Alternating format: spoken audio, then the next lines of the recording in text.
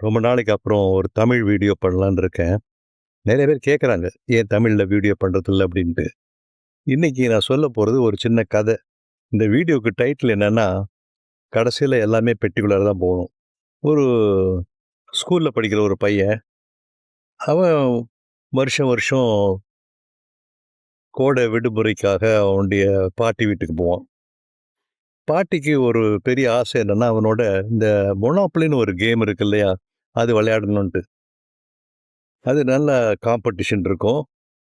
அதில வந்து யார் யார் எவ்வளோ ப்ராப்பர்ட்டி வாங்குறாங்க, எவ்வளோ லேண்ட் வாங்குறாங்க, அது மாரி இந்த பிசினஸ் மாடல்ல வந்து ஒரு விளையாட்டு.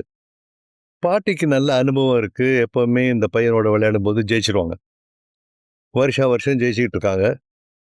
அப்புறம் இந்த பையன் என்ன பண்றான், ஒரு தடவ இங்க வீட்டுக்கு வந்த உடனே ஹாலிடேலாம் முடிஞ்சு, அவன் வீட்டுக்கு பக்கத்துல இன்னொரு பையன் வந்து புதுசா குடி வர்றான். அந்த பையன்கிட்ட கேட்கறான், "நீ நல்லா மொனாப்பொலி விளையாடுவியா? விளையாடலாமா?" "ஓ! நல்லா விளையாடுவேன்னு" சொல்லிட்டு அவன் விளையாட ஆரம்பிக்கிறான். 1 மாசம், 2 மாசம் ஆச்சு. அடுத்த சம்மர் ஹாலிடே வர்றதுக்கு முன்னாடி, இவனும் நல்லா விளையாட ஆரம்பிச்சுட்டான். அவனுக்கு ஒரு ஆசை எப்படியாவது பாட்டிய தோற்கடிக்கணும் அப்படின்ட்டு. சரின்ட்டு புறப்பட்டு போறான் லீவுல. பாட்டி கூட போய் விளையாடுறான். பாட்டி கூட விளையாண்டு என்ன ஆவுது, 2, 3 கேம் பாட்டி ஜெயிக்கிறாங்க. அதுக்கப்புறம் பார்த்தா இவன் கன்டினியூஸா ஜெயிச்சுட்டு வரான். இவன்கிட்ட நெறைய காசு சேர்ந்துருது.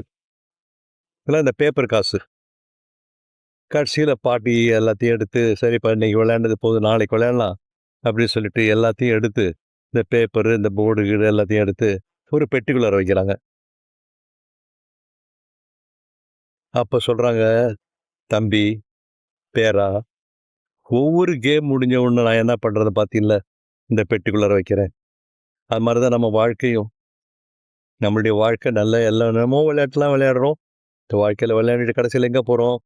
இந்த சின்ன பெட்டிக்குள்ளார தான் போறோம். இதுல என்ன கத்துக்கணும்?